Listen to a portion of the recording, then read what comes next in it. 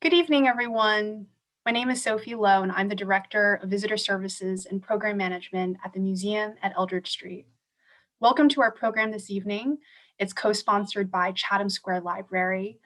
Chatham Square Library is one of the busiest branches of the New York Public Library, and this branch has been an integral part of the Chinatown neighborhood since its very earliest days. And they've actually had a circulating Chinese language collection available since 1911.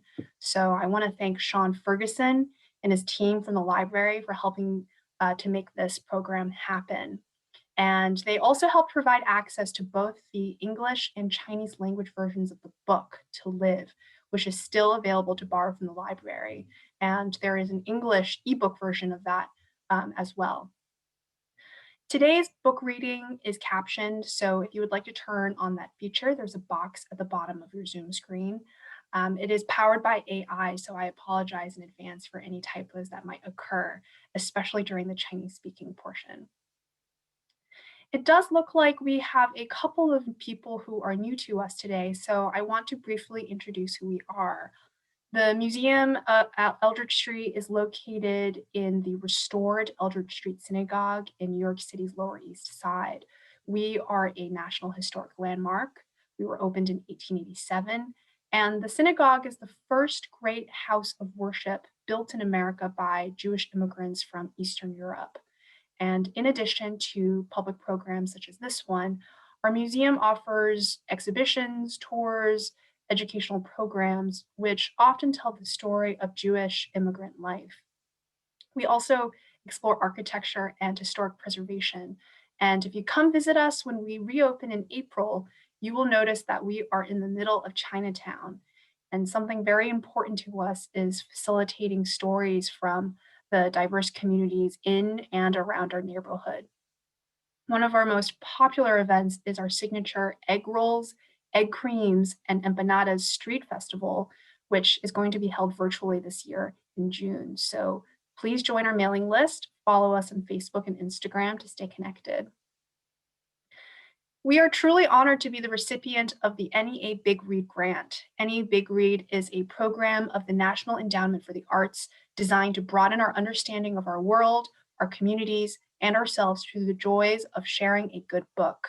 The museum at Eldritch Street is one of 78 not-for-profit organizations to receive a grant to host an NEA Big Read project between September 2019 and June 2020.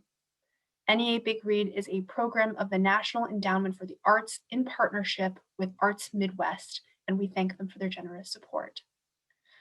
We also want to thank our wonderful partners, Chatham Square Library, China Institute, and the Museum of the Moving Image for co-presenting some of our other upcoming programs. Now, I want to introduce some of our wonderful speakers who will be discussing the celebrated novel To Live, or 活着 by Yu Hua. We are so lucky to have Dr. Michael Berry oversee this project and bring forth so many exciting speakers. Next week, on Tuesday, March 16, our conversation about Yu Hua's novel, To Live, will continue with Professor Berry and Professor David Wang, and that's going to be co-sponsored by China Institute. And the final program of the series, on Thursday, March 18th, the Museum of the Moving Image is going to be co-hosting a discussion with Professor Berry and Professor Shuchuang Detman about the Zhang Yimou film adaptation of To Live.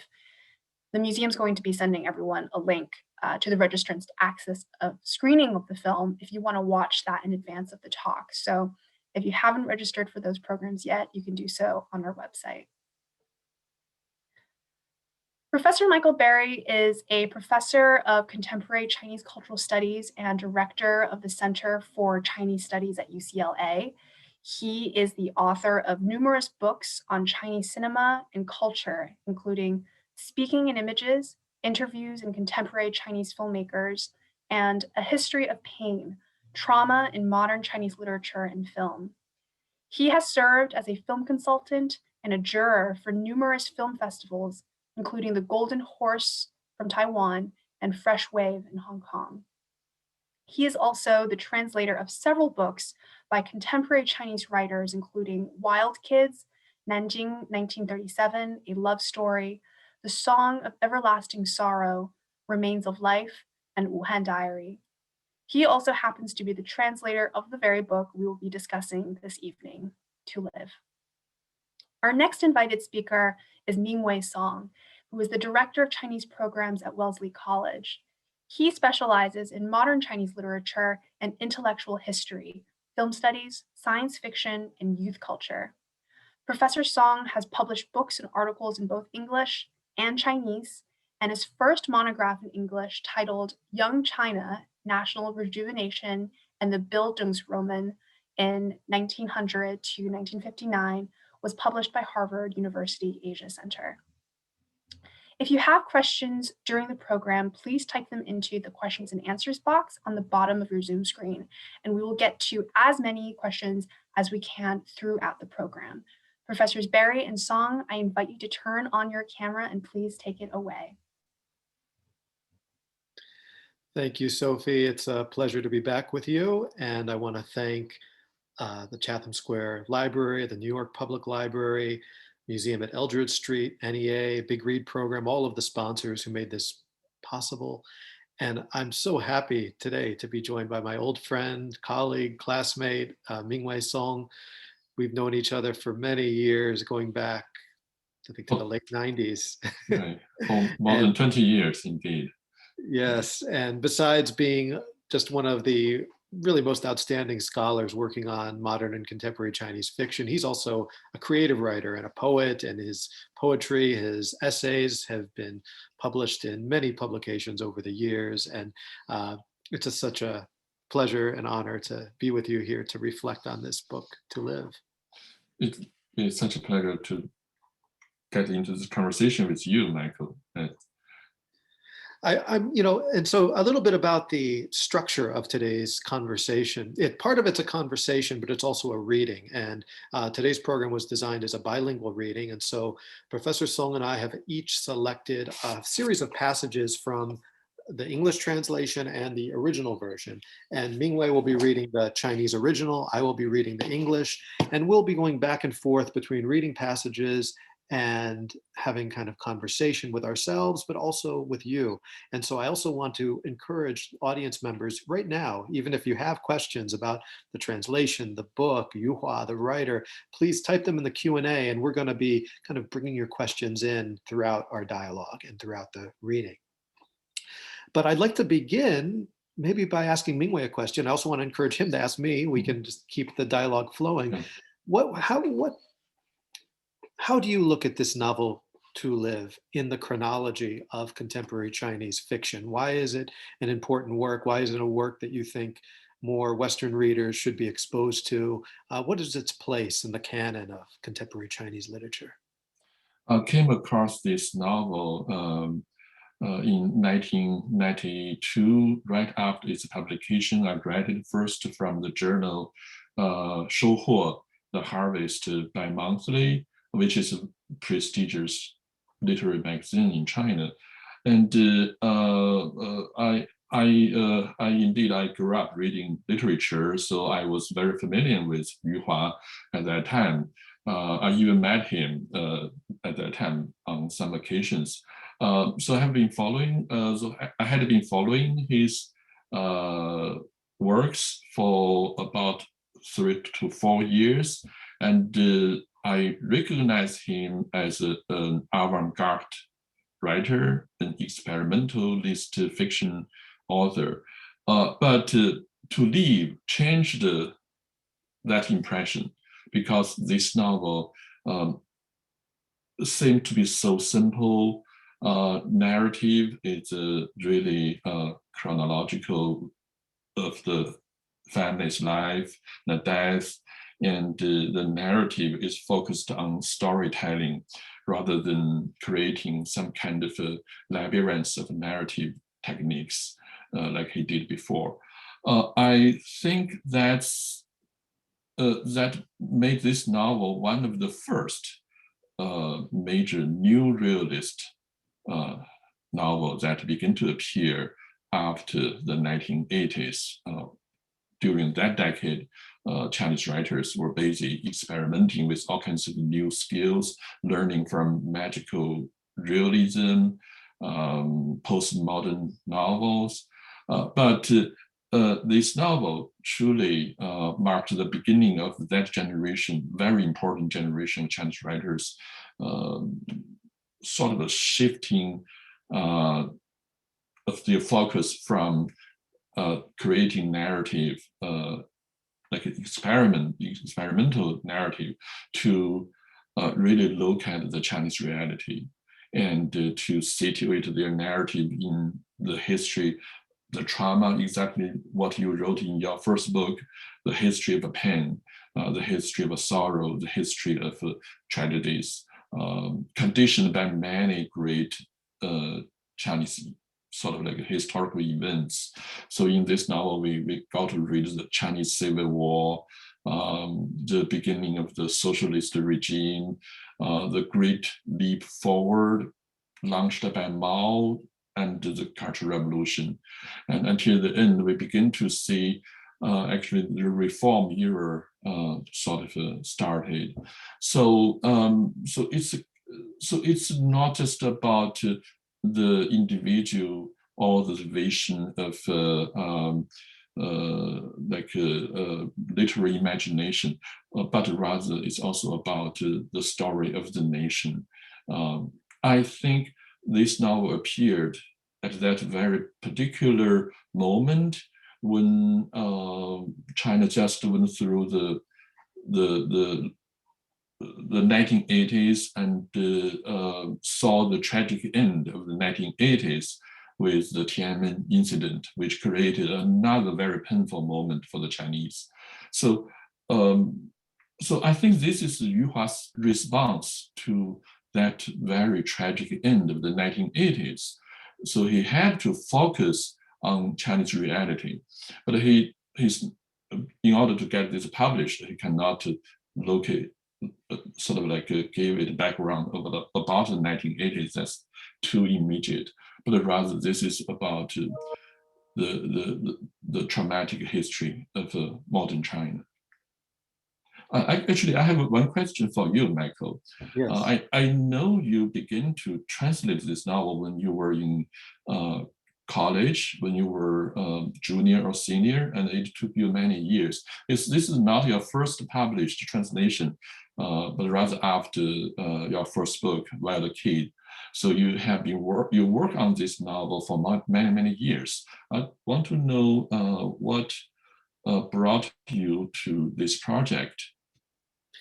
Actually, I didn't work on it for many years. It was my first project, which I began as a senior in college. At that time, we did have email, but in China, email wasn't that prevalent. And so we actually had the fax. I had to get Yu Hua's fax number. And for those younger audiences might wonder, what is a fax? We had to send Yu Hua a fax to get his approval. And I was pleasantly surprised when he agreed. And I began translating it during my senior year in college and completed it. The whole thing was completed the summer after I graduated. And so it was only a few months. However, it was many years before it was formally published. It was one of these Zen and motorcycle maintenance type manuscripts that languished for years, and publisher after publisher after publisher just rejected it. And it wasn't until the early 2000s. I translated in 1997, and it was around 2004 that the translation was finally published. Yeah, so it was many years, but it was unfortunately many years of languishing.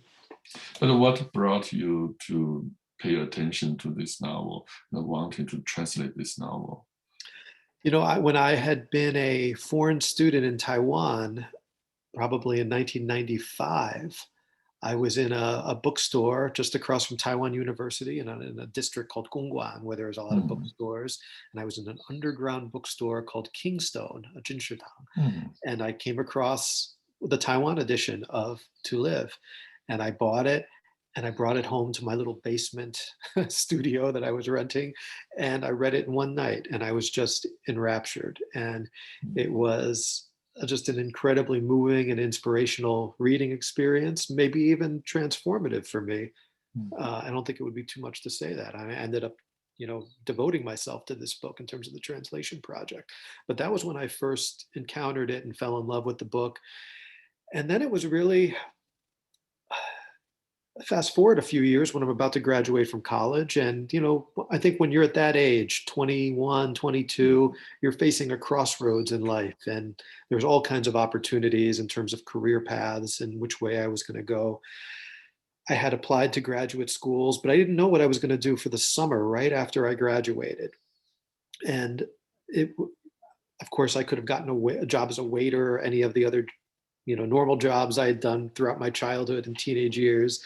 Uh, but I wanted to try to do something meaningful and something that would utilize the Chinese language skills that I had been working so hard on throughout my undergraduate years. And I thought, wouldn't it be great? And actually, predating this, I had translated a critical essay during my senior year in college, and I really enjoyed that translation process. And so I thought, why don't I give it a give it a stab and try my hand at literary translation. And I just thought that was a much more meaningful way to spend that summer after graduation than probably any other job I could have done. And so that entire summer, I devoted myself to that book. And that was the beginning. Yeah. I want to ask you one more question too, Mingwei, before we start our reading. You had mentioned the difficulties that Yu Hua must have faced when he started writing this in the early 90s in terms of the inability to directly portray what had happened, say, in 1989. But I'm wondering, especially for our audience, those who might not be that familiar with modern Chinese cultural history, what do you think were the major challenges Yu Hua faced in trying to portray that history that you so succinctly told us about, from the Sino-Japanese War into the Civil War, into all of the political movements that occurred after 1949? He talks about the Great Leap Forward. He talks about the Cultural Revolution. Many of those are somewhat taboo to write about in certain ways. And I'm wondering if you could explain to our audience a little bit, give them a sense of the kind of landmines that a writer like Yu Hua would navigate when trying to tell a story like this, and where the red zones are, where are the green zones, and what kind of challenges would he face? Because I think it's already a feat to narratize that entire 4 or 5 decades of history and do it poetically and do it powerfully. But I think a lot of people might not really appreciate the political challenges that an artist would face. Mm. Um, I think the 1980s truly was a decade that gave a lot of people hope for change, for truly reform that could just orientate the nation toward more democracy, more openness, more transparency of the political system. So those 10 years, during those 10 years, we saw a lot of writers' engagement with experiments with form. That's a way of engaging fiction, Chinese literature, purely through aesthetics, sort of like aesthetic perspective, instead of caring too much about the political things, because people thought the political things would work out naturally. But that did not happen. 1989, the student protest and the subsequent government crackdown of that protest dealt just a fatal blow to the idealism of the Chinese writers, intellectuals that had gained momentum during those 10 years. Yu Hua was was hugely impacted by the 1989 event, like quite a few other writers. So for writers like Wang Anyi, she could not write anything for a year after the 1989 tragedy. Then she wrote something which was more or less a fable about the generation war, so that cast some kind of allegorical meaning about what happened right before the 1990s. And Yu Hua, I think for him, he just found history. He found the evil of history. Before that, he wrote a lot about the darkness of human nature, the circle of violence in more or less metaphorical ways, like in 1989, that fiction, or Crime and Punishment.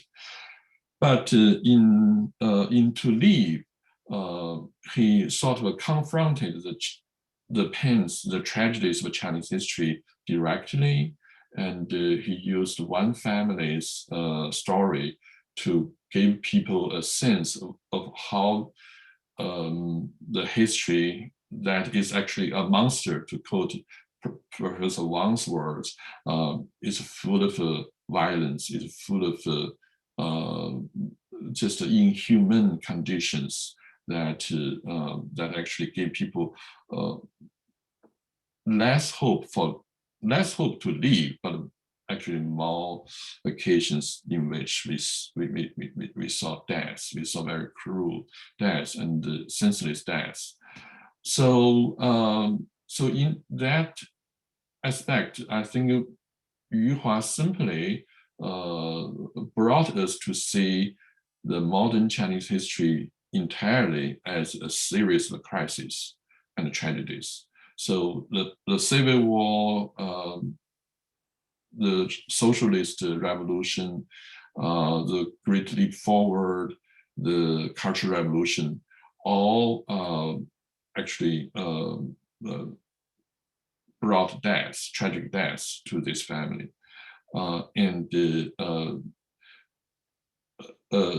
That's a direct engagement with the historical process of the modernization of China, which was more like a failed project rather than something that gave people hope. I think another thing Yu Hua did with this novel is to give it a very human sentimentality, which also differed from his earlier engagement with experimental fiction, which were less human, which were often dehumanized. We saw a lot of ghosts, we saw a lot of just sort of like artificial characters, which do not look like real human beings. But in this novel, he truly gave that human touch to this family, to Fu Gui and his family members. So that's sort of like a contrast with that very violent historical process. And we saw the humanity that was sort of survived through all these bad times in China. Thank you. So we promised that this would be a reading, but so far we're just chit-chatting. So maybe we should begin reading. Yes. And I think we'll begin with the opening of the book itself. And we'll begin with the original Chinese, which Mingwei will read. Then I will follow up with the English translation. So I will hand it to Mingwei. Okay. So I will begin to read the Chinese version, the very beginning of the novel. 我比现在年轻10岁的时候，获得了一个游手好闲的职业，去乡间收集民间歌谣。那一年的整个夏天，我如同一只乱飞的麻雀，游荡在知了和阳光充斥的村舍田野。我喜欢喝农民那种带有苦味的茶水，他们的茶桶就放在田埂的树下。我毫无顾忌地拿起沏满茶垢的茶碗舀水喝，还把自己的水壶灌满，与田里干活的男人说上几句废话，在姑娘因我而起的窃窃私笑里扬长而去。我曾经和一位守着瓜田的老人聊了整整1个下午，这是我有生以来瓜吃的最多的一次。当我站起来告辞时，突然发现自己像个孕妇一样步履艰难。然后我与一位当上了祖母的女人坐在门槛上，她编着草鞋为我唱了一支《10月怀胎》。我最喜欢的是傍晚来到时，坐在农民的屋前，看着他们将堤上的井水泼在地上，压住蒸腾的尘土。夕阳的光芒在树梢上照射下来，拿一把他们递过来的扇子，尝尝他们和盐一样咸的咸菜，看看几个年轻女人和男人们说着话。我头戴宽边草帽，脚上穿着拖鞋，一条毛巾挂在身后的皮带上，让它像尾巴似的拍打着我的屁股。我整日张大嘴巴，打着哈欠，散漫地走在田间小道上。我的拖鞋吧嗒吧嗒，把那些小道弄得尘土飞扬，仿佛是车轮滚滚而过时的情景。我到处游荡，已经弄不清楚哪些村庄我曾经去过，哪些我没有去过。我走进一个村子时，常会听到孩子的喊叫。那个老打哈欠的人又来了。于是村里人就知道那个会讲荤故事、会唱酸曲的人又来了。其实所有的荤故事、所有的酸曲，都是从他们那里学来的。我知道他们全部的兴趣在什么地方，自然这也是我的兴趣。我曾经遇到一个哭泣的老人，他鼻青眼肿地坐在田埂上，满腹的哀愁使他变得十分激动。看到我走来，他扬起脸，哭声更为响亮。我问他是谁把他打成这样，他手指挖着裤管上的泥巴，愤怒地告诉我是他那不孝的儿子。当我再问为何打他时，他支支吾吾说不清楚了，我就立刻知道他准是对儿媳干了偷鸡摸狗的勾当。还有一个晚上，我打着手电赶夜路时，在一口池塘旁照到了2段赤裸的身体，一段压在另一段上面。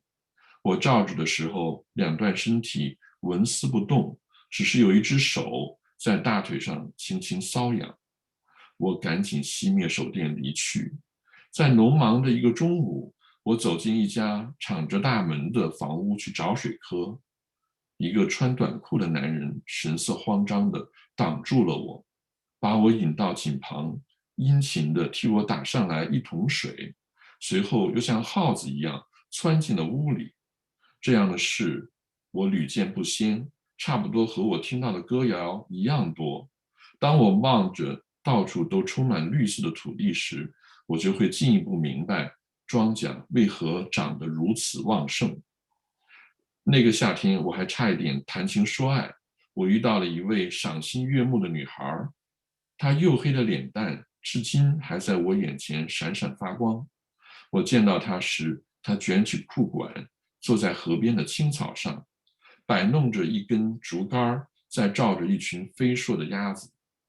这个16、17岁的女孩羞怯地与我共同度过了一个炎热的下午。她每次露出微笑时，都要深深地低下头去。我看着她偷偷放下卷开的裤管，又怎样将自己的光脚丫藏到草丛里去。那个下午，我信口开河，向她兜售如何带她外出游玩的计划。那个女孩又惊又喜。我当初情绪激昂，说这些也是真心实意。我只是感到和她在一起身心愉快，也不去考虑以后会是怎样。可是后来，当他3个强壮如牛的哥哥走过来时，我才吓了一跳。我感到自己应该逃之夭夭了，否则我就会不得不娶她为妻。Michael, perhaps I can stop here, so you will read this part, and I will read the second part. When I was 10 years younger than I am now, I had the carefree job of going to the countryside to collect popular folk songs.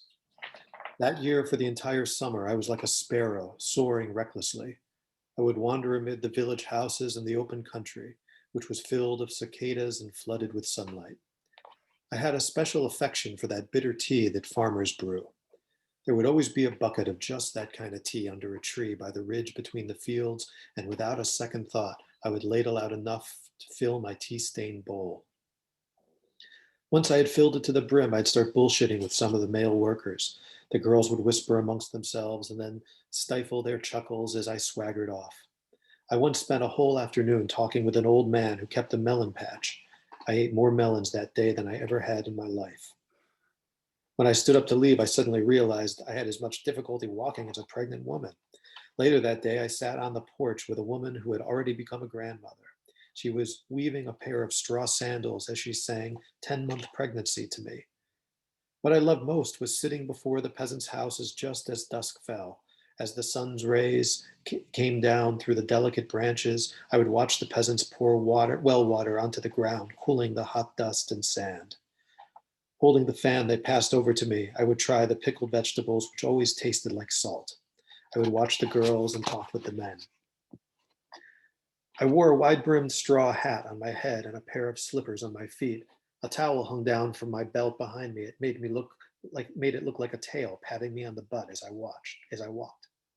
All day, my mouth was wide open as I yawned, strolling aimlessly through the narrow trails that wove between the fields.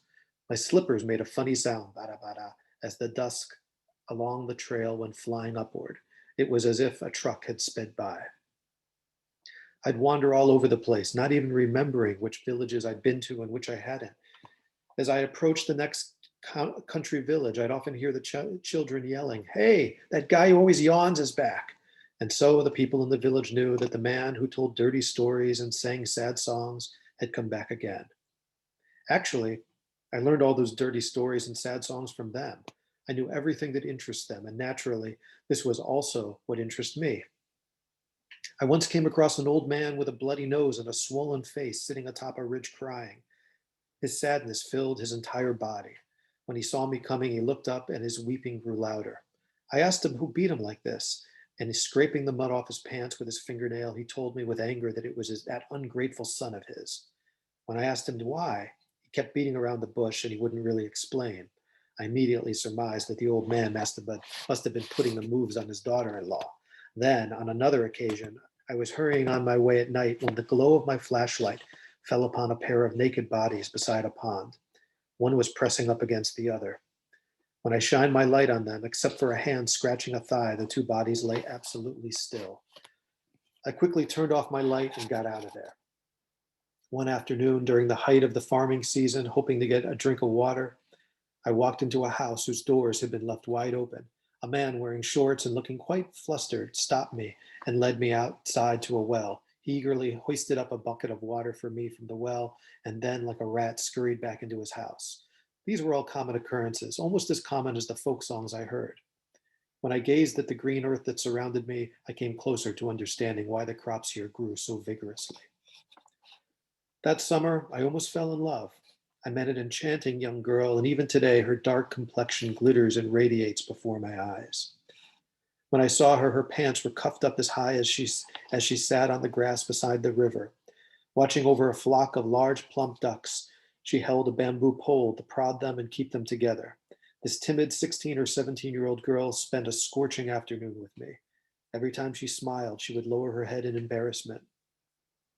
I noticed how she secretly rolled her pants back down and hid her bare feet in the thick grass. That afternoon, I spoke endlessly and irresponsibly about my plans to take her away and see the world. She was both frightened and pleased. At the time, I was in quite high spirits and very sincere about what I said. During that short time with her, I was overcome by a bliss that extended throughout my body and soul. Never once did I stop to think about tomorrow.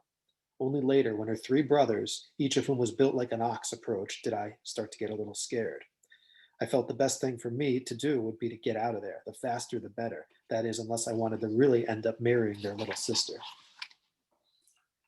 Okay, I will read through this beginning section. 我遇到那位名叫福贵的老人时，是夏天刚刚来到的季节。那天午后，我走到了一棵有着茂盛树叶的树下，田里的棉花已被收起，几个包着头巾的女人正将棉杆拔出来，她们不时抖动着屁股，摔去根须上的泥巴。我摘下草帽，从身后取过毛巾，擦起脸上的汗水。身旁是一口在阳光下泛黄的池塘，我就靠着树干，面对池塘坐了下来。紧接着，我感到自己要睡觉了，就在青草上躺下来，把草帽盖住脸，整只背包在树荫里闭上了眼睛。这位比现在年轻10岁的我，躺在树叶和草丛中间睡了2个小时，期间有几只蚂蚁爬到了我的腿上，我沉睡中的手指依然准确地将它们弹走。后来仿佛是来到了水边，一位老人撑着竹筏在远处响亮地吆喝。我从睡梦里挣脱而出，吆喝声在现实里清晰地传来。我起身后，看到近旁田里一个老人正在开导一头老牛。耕田的老牛或许已经深感疲倦，他低头伫立在那里，后面赤裸着脊背扶犁的老人对老牛的消极态度似乎不满。我听到他嗓音响亮地对牛说道：做牛耕田，做狗看家，做和尚化缘，做鸡报晓，做女人织布，哪只牛不耕田？这可是自古就有的道理。走呀，走呀！疲倦的老人听到老人的吆喝后，仿佛知错般的抬起了头，拉着犁往前走去。我看到老人的脊背和牛背一样黝黑，两个进入垂暮的生命将那古板的田地犁得哗哗翻动，犹如水面上掀起的波浪。随后，我听到老人粗哑却令人感动的嗓音，他唱起了旧日的歌谣，先是咿呀啊呀唱出长长的引子，接着出现了2句歌词：皇帝招我做女婿，路远迢迢我不去。因为路途遥远，不愿去做皇帝的女婿。老人的自鸣得意让我失声而笑。可是牛放慢了脚步，老人又吆喝起来：二喜有庆，不要偷懒，家珍凤霞耕得好，苦耕也行啊。一头牛竟会有这么多名字？我好奇地走到田边，问走近的老人：这牛有多少名字？老人扶住犁站下来，他将我上下打量了一番后问：你是城里人吧？是的，我点点头。老人得意起来：我一眼就看出来了。我说：这牛究竟有多少名字？老人回答：这牛叫福贵，就一个名字。可你刚才叫了好几个名字。哦，老人高兴地笑起来，他神秘地向我招招手。当我凑过去时，他欲说又止，看他的牛正抬头看他，就训斥他：你别偷听，把头低下。牛果然低下了头。这时老人悄声对我说：我怕他知道只有自己在耕田，就多叫出几个名字去骗他。他听到还有别的牛也在犁地，就不会不高兴，耕田也就更起劲了。老人黝黑的脸在阳光里笑得十分生动，脸上的皱纹欢乐地游动着，里面镶满了泥土，就如布满田间的小道。这位老人后来和我一起坐在那棵茂盛的树下，在那个充满阳光的下午，他向我讲述了自己。It was just as summer arrived that I met an old man named Fugui. That afternoon, I made my way over to a tall tree with lush foliage to get some relief from the blistering sun. The cotton in the fields had already been harvested. A few women wearing scarves were collecting the cotton stalks. Every now and then, their asses would wiggle as they removed the mud from the stalk roots. I took off my straw hat and, reaching for the towel behind me, wiped the sweat from my face. Next to me, there was a pond which had turned golden under the radiance of the sun. As I sat against the tree trunk facing the pond, I suddenly felt like I needed a nap. I lay down on the grass under the shade of the tree. Covering my face with my straw hat and using my backpack as a pillow, I closed my eyes. This me of 10 years ago Before lay down, 10 years before, lay down amid the leaves and long grass and slept for 2 whole hours. During this time, a few ants crawled up my leg. But even in my deep sleep, my finger accurately flicked them off. I felt as if I had come to a shore, and the echoing shouts of an old man pulling a bamboo raft seemed to reach my ears from far, far away. I awakened from my dream, and the voice calling out was actually crisp and clear. After I turned around, I saw an old man in one of the nearby fields patiently trying to coax an old ox into working. The ox, probably already exhausted from plowing the field, stubbornly lowered his head and refused to move. The bare-chested old man leaned on the plow behind this beast, seemingly frustrated by the ox's attitude. I heard his bright voice say to the ox, "Oxen plow the fields, dogs watch over the house, monks beg for alms, chickens call at the break of day, and women do the weaving. Have you ever heard of an ox that didn't plow the field? This is the truth that's been with us since ancient times. Come on, let's go, let's go." The weary old ox, after hearing the old man's lesson, raised his head as if admitting his mistake. Pulling the plow, he began to move forward. I noticed the old man's back was just as black as the ox's. Even though the pair had already entered the twilight of their lives, they still managed to noisily plow through the rugged land, the earth breaking up like a wave crashing on the shore. Afterward, I heard the old man's hoarse yet somewhat moving voice sing an old folk song. First, he sang a long introductory melody, and then came 2 lines of verse. "The emperor beckons me. He wants me to marry his daughter. The road to the capital is long and distant. I don't want her." Because the journey is long, he's unwilling to marry the emperor's son. He's unwilling to be the emperor's son-in-law. The way this old man seemed to relish his old cleverness made me burst out laughing. The ox seemed to be slowing up, so the old man once again began to urge him on. "Arxi, Youqing, come on, let's not be lazy. Jiazhen, Fengxia, they're doing a good job. Hell, even Kugun's doing okay." Just how many names can an ox have? My curiosity got the better of me, and I walked over to the edge of the field. As I approached the old man, I asked him, "How many names does this ox have?" The old man, using the plow to support himself, straightened up. After looking me over, he asked, "You a city boy?" "Uh-huh," I nodded. The old man seemed pleased with himself. I could tell right away. "So just how many names does this ox have?" I repeated. "He's only got 1 name," the old man replied. "He's called Fugui." But just now you called him a whole bunch of other names." "Oh," the old man smiled and gestured cryptically for me to move closer.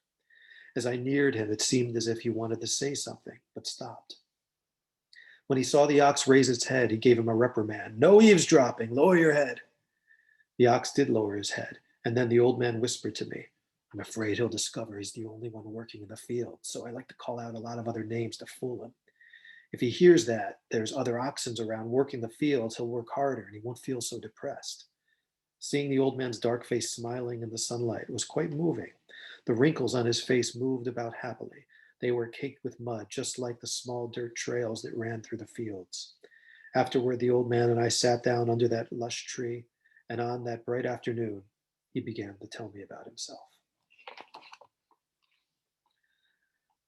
So that's the opening. And we should mention that there are 2 narrators in this story. What we just read you was from the first narrator, this so-called folk song collector who goes to the countryside.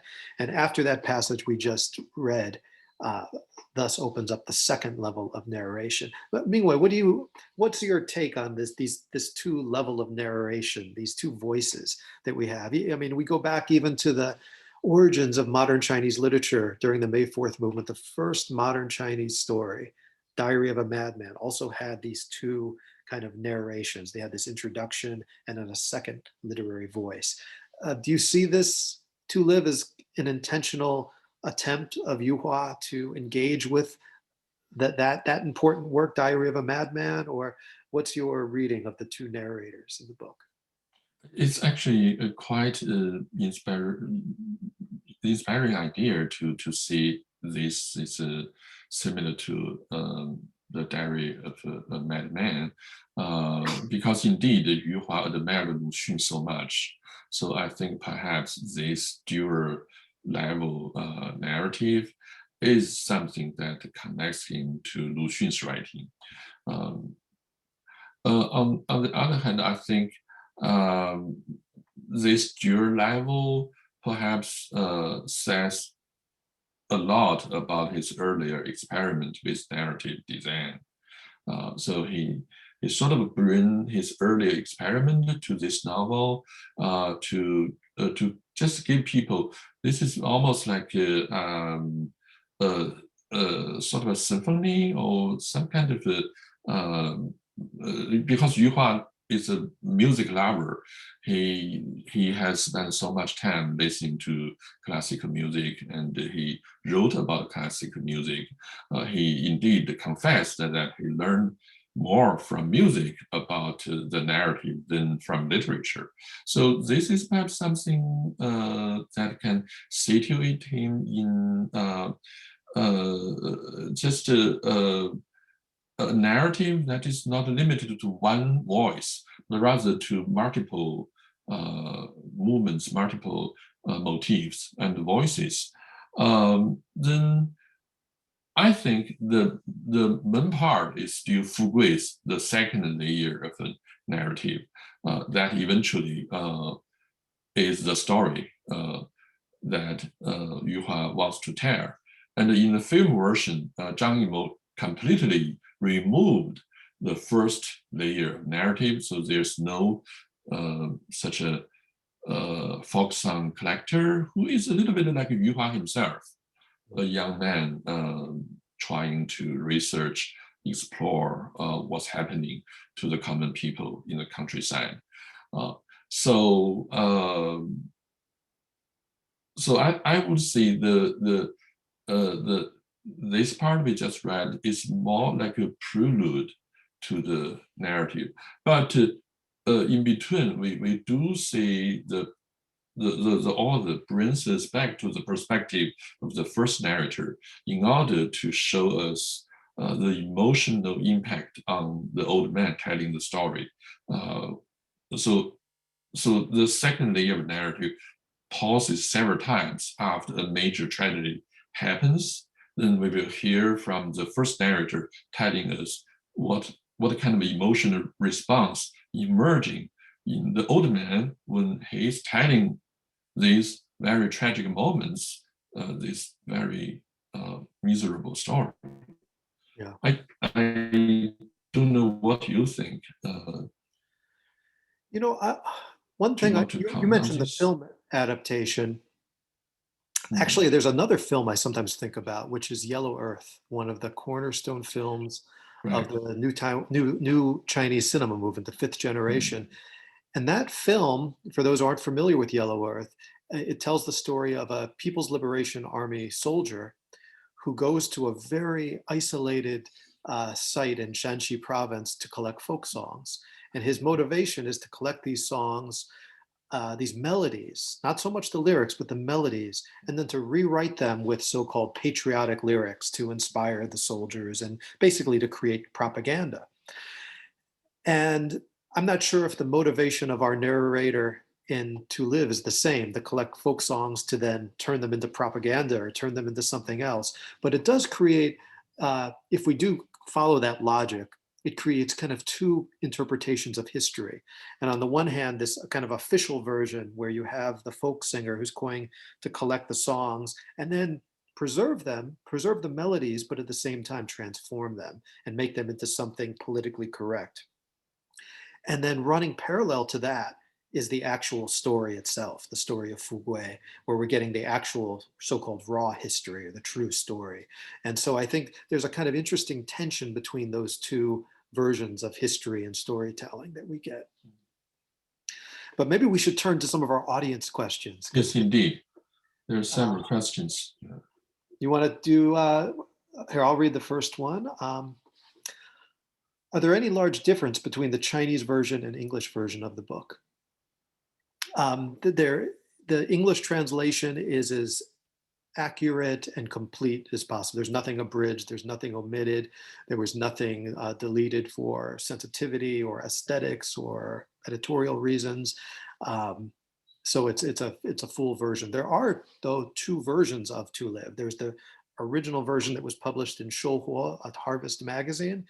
And then there was a more expanded version that was published in book form. And so this is the version that was published in book form, not the shorter version that appeared in the magazine. But yeah, but there was no changes to the content of other than the normal changes that any book in literary translation undergoes, right? If you're too literal, that's also a kind of betrayal because it creates other issues. I think this is also about translation. From David, how much back and forth did you have with Yu Hua when you sent him your first draft of the translation? How much did he change the translation? So there was almost no back and forth. I don't think I ever needed to consult with Yu Hua about, say, technical questions or get clarification. The pro is, if you've read the book, it's pretty straightforward. There aren't a lot of difficult passages. And actually, one of the only points of advice I remember Yu Hua giving me was something that I didn't take, actually. And that was, at the time, there weren't, right now there's dozens of foreign language versions of To Live in print all around the world. It's been translated, I think, in well more than 24 languages. But at that time, 1997, I think there was only one other foreign language translation in print, and that was the Italian version. And I remember the Italian translator, he worked kind of like Lin Shu. If you're familiar with Lin Shu, was the late Qing translator who didn't understand any foreign languages. And he had an accomplice or multiple accomplices, collaborators that he worked with who would orally translate Western classics, and then he would render them into beautiful classical Chinese. And if my memory is correct, the original Italian translator did something similar. He was a poet that didn't speak Chinese, but he had a Chinese collaborator that would give him a raw translation, then he would render it into beautiful Italian prose. And for me, that was a strange process because it just seemed outside the box to try to translate a book from a language that you didn't even understand. But I know Yu Hua had great respect and honor for this Italian translator and really loved what he did with the book, and it got rave reviews. And but I didn't take that approach, so I had a very different approach to my translation. Do you want to field the next question, Mingwei? Sure. The question from Lei. We learned that Yu Hua ever visited Wellesley College several years ago. Could I share something about the visit and also maybe some discoveries about the writer that you would think pertinent for our current understanding to Li? Indeed, Yu Hua visited Wellesley together with 4 other famous writers, including the nonfiction writer Li Juan and also the very famous poet Ouyang Jianghe. That was 2016. I think at that time Yu Hua mainly talked about his own reflection on his first short story, or his first famous short story, 18 on the Road. Because I was teaching that story to Wellesley, I taught it several times. I also taught to Li and the Chronicle of the Black Merchant occasionally in some seminar. But for the general survey of Chinese literature, I always taught On the Road, 18 on the Road, or On the Road at 18, perhaps On the Road at 18. So one of my students wrote a beautiful essay about the story. So that student made a presentation, and Yu Hua commented on that student's presentation, and he was quite excited about a Wellesley student, loved his story so much, and could give a very interesting interpretation of the story. So he was very encouraging to our students indeed. I think I have known Yu Hua for many years, and I met him I think at least 6 or 7 times. I I thought he's a very emotional person. He, of course, he's very cool, but he could be very emotional too. I think writing To Leave and the Chronicle of Blood Merchant, he sort of moved himself first. He would shed tears while writing certain paragraphs. He never had that kind of emotional expression before with his earlier fiction. I bet not with his later fiction like Brothers or The Seventh Day, which were less emotionally expressive. I think for To Leave and the Chronicle of a Blood Merchant, he truly invested a lot of emotions to it. So that's kind of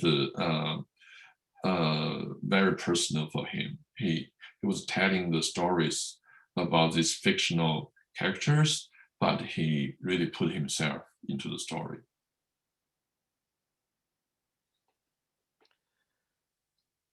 The next question, what was the most challenging aspect of translating To Live? So this was my, as I mentioned earlier, my first attempt at long form literary translation. And I think probably one of the hardest things for me to get my head around early on as a young aspiring translator was I had translated probably a couple dozen pages, and I thought it was going wonderful. It felt, the language felt natural, smooth. I had a lot of confidence in what I was doing. And then after I finished these, I don't know, maybe it was many dozen pages, and I went back and I proofread it, and it read terribly, terribly. It just felt so awkward and clunky and unnatural. And what the problem, and it took me a little bit of time to figure out what the problem was. And the problem had to do with the tense of the work. Because in the Chinese language, there's no past, present, future tense that's inherently built into the language. It's all based on context. And the way Yu Hua wrote, at least this book, there are portions that naturally felt like they were in the past tense, and others, the context was telling me it's in the present tense. And my translation, without consciously realizing it, I was just vacillating back and forth in terms of past and present tense. And it doesn't work in English. You can't do that. You've got to commit to which tense you're writing in rather than going back and forth. But the Chinese, because there's no tense inherently built in, it lends itself for a translator, at least an inexperienced translator, to make that kind of a mistake. And so that was something I had to kind of work through early on. And it was a good lesson. I mean, the more you translate, you learn lessons about things, you know, transliteration. I mean, that's another one. All the names in the book, they all have important meaning. And so Jiazhen, you know, kind of treasured family, or Youqing means celebration. Kugan, the grandchild, his name means bitter root. And so when you're translating from Chinese, some people will just use the pinyin transliteration. Others will actually translate the name. And so that's why you'll read a Chinese novel in translation, you'll see character names like Cloud or Pearl, or, you know, any number of names like that.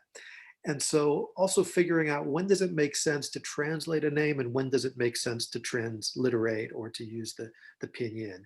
And those are the kind of questions that I had to work through and figure out. And ultimately, a lot of it comes down to what sounds good, what works.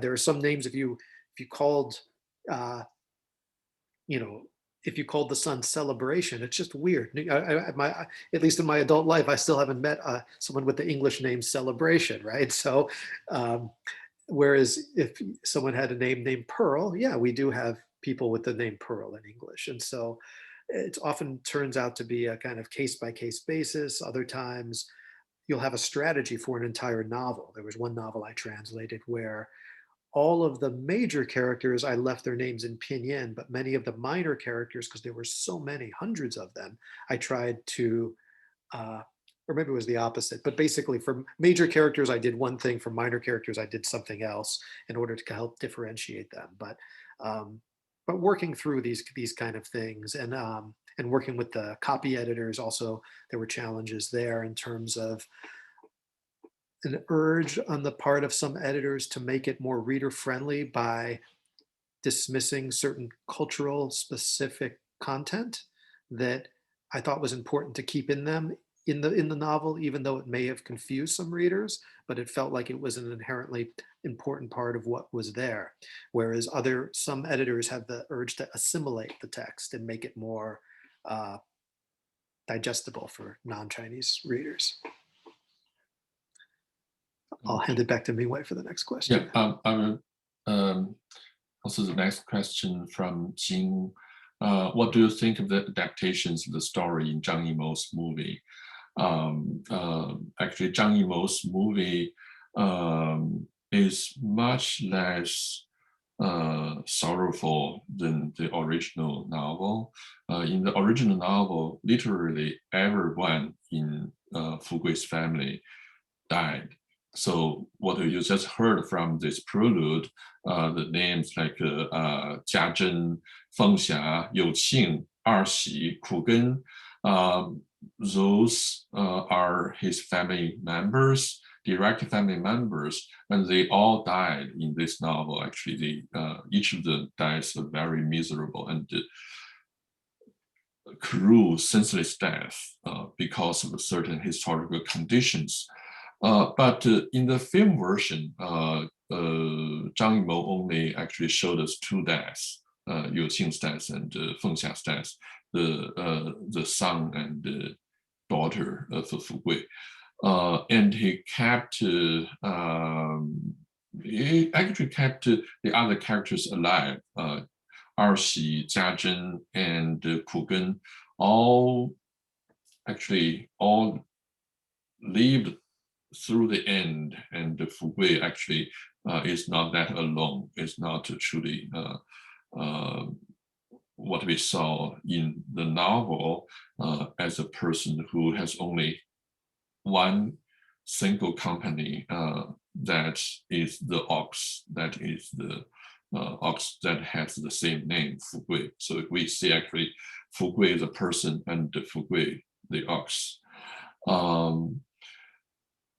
That is one thing. Another thing is that in Zhang Yimou's film, we saw some humorous element which are missing in the original novel. The original novel is pretty straightforward with the sad things. Then there are lyrical moments, but never things that appear to be humorous. But in the film version, Zhang Yimou actually gave people quite a few moments for laugh, not just for tears. So it's more melodramatic in that sense than the novel.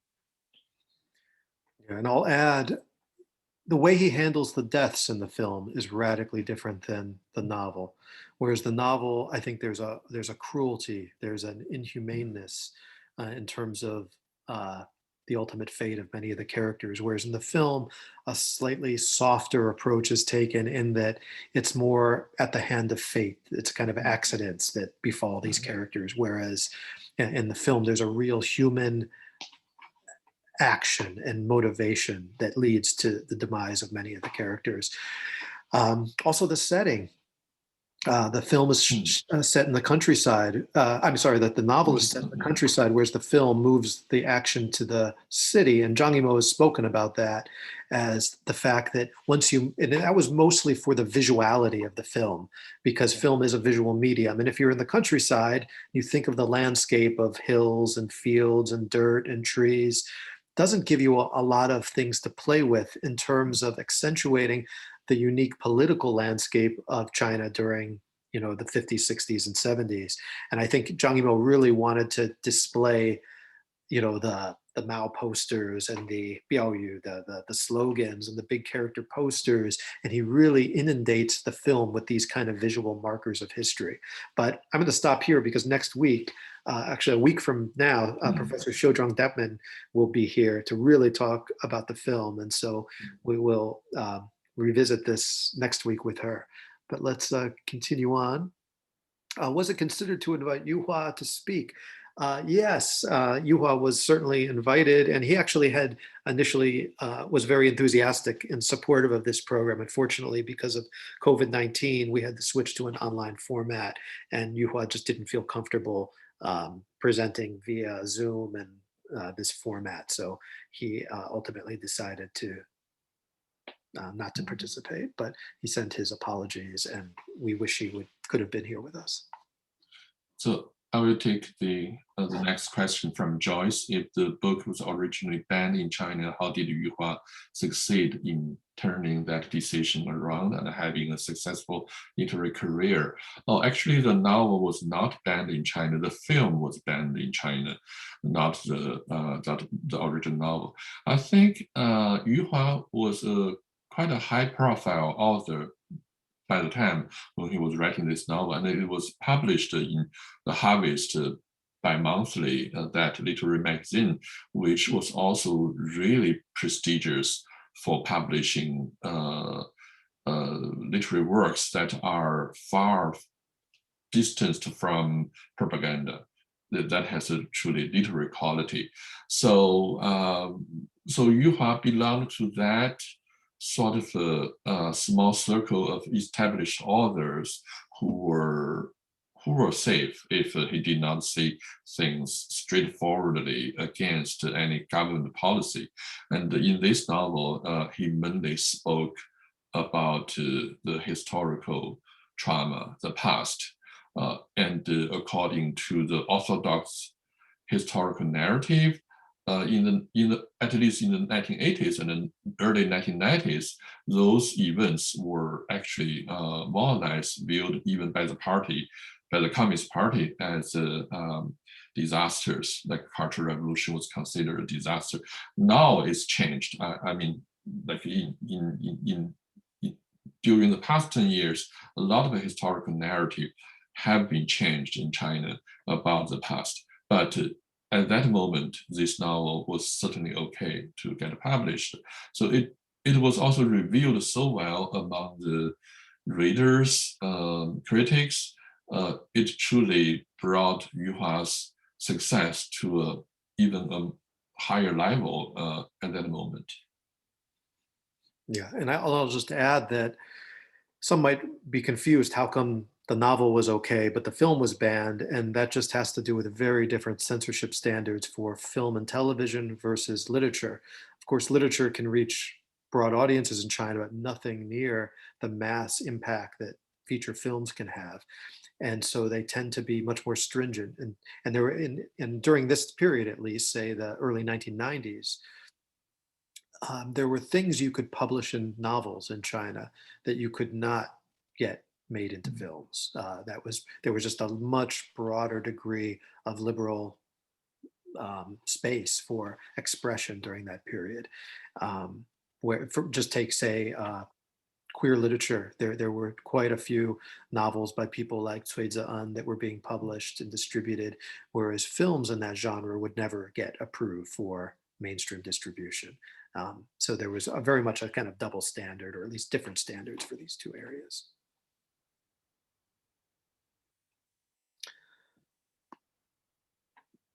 Could Professor Berry tell us a little bit about the translation landscape of Yu Hua in the Western world, and maybe also its productive reception in the US? Yu Hua says in the preface to Live that the book has been inspired by the American folktale Old Black Joe. My question is, have you seen some inspiration of Yu Hua in the American literary or artistic world in general? Thank you. He's certainly one of the best translated Chinese writers internationally. Every one of his major works is available in English translation. Even many of his essays, like China, and actually, if you want to talk about banned works, China in 10 Words is the one work of Yu Hua's, a collection of 10 essays that is available very broadly in Western language translation, but it's not published in mainland China. That's, I think, the one book that it was banned. And I've been told that his books have been, like To Live was adopted for high school curriculum in some schools in the United States. It's been adapted for stage by Meng Jinghui, one of China's leading avant-garde theater directors. We already talked about Zhang Yimou's film adaptation. One of the first audiobooks, was To Live, when audiobooks first came out, in the 1990s. And so and then it's been translated, like we said, not just To Live, but all of his works have been translated into multiple Western languages. He has won major prizes. And so he has had quite a powerful impact on, I think, the Western world's perception of what Chinese literature is. And he's one of the prominent voices of Chinese literature internationally. As for kind of concrete examples of, say, writers maybe who are inspired by him, or that's something I can't speak to specifically. I don't know if Mingwei has any citations of Western writers or people who have been inspired by Yu Hua. I think I just don't have that. But he's certainly somebody who has changed the landscape both through his writing and also as a public intellectual. He's one of the few Chinese writers that had a weekly column for a while with the New York Times. And that, of course, gives him a real global voice and allowed him to address a lot of, in some cases, very sensitive topics and communicate directly with his readers, which not many writers in mainland China had that kind of a platform. And so I really think that speaks to his global impact.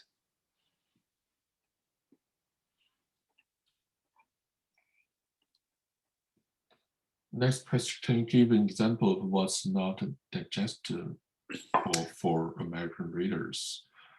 I think that was a reference to my earlier response about the issue with editorial communications. And the example that I was citing there had to do with one passage in the novel where Fu Gui mentions that his ancestors' graves weren't in the right place. And he was having, if I remember correctly, he was having bad luck. And he said, well, maybe like my ancestors' graves weren't in the right place. And of course, that's an allusion to the Chinese belief of feng shui, that things should be in their proper place, in terms of the four directions and all of this. But I remember the editors pushing back on that passage in particular, because it probably just, if you're not familiar with feng shui and this kind of worldview, they just didn't appreciate what he was trying to do in that passage. And so I remember during the copy editing process, that passage being changed, corrected, so to speak. And then I would get the next proof back and I would change it back.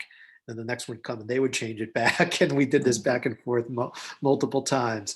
So those are the types of things that sometimes, and that also just introduces the issue of the role of an editor in some of these translators. And so often you'll read a book like To Live in translation or any other work in translation, and most people attribute what you're reading either to the writer or to the translator. Often if it's brilliant, they say it's the writer. If it's terrible, it's the translator.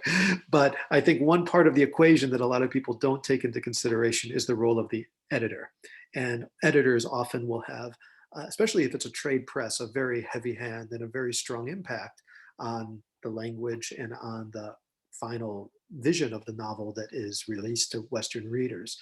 And that can be as radical as take the example of some of Moyen's works, where in collaboration with the writer and translator, there was editorial pushback to rewrite the ending of certain books. And in some cases, that actually resulted in Moyen then republishing the novel in Chinese with this newly revised ending, which he ended up liking more than the original. And so that's a case where an editorial intervention created a new original text, so to speak, where subsequent versions all had this new version.